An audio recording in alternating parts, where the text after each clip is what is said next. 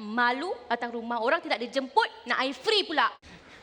Tak apalah, jangan ambil hati dengan anak pakcik tu. Pakcik, dia tu memang macam tu. Kita pun sebenarnya belum bersuai kenal lagi pakcik. Ya, Kita pun ya, tak ya. tahu nama pakcik siapa pakcik.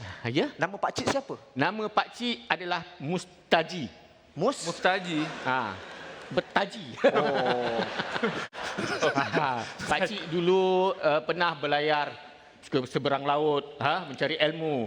Tu yang dapat mak dia. Oh, Okey, pakcik. macam tu. Okey. Saya kenalkan pakcik. Saya Damak. Damak. Ini adik saya, Deli. Ya.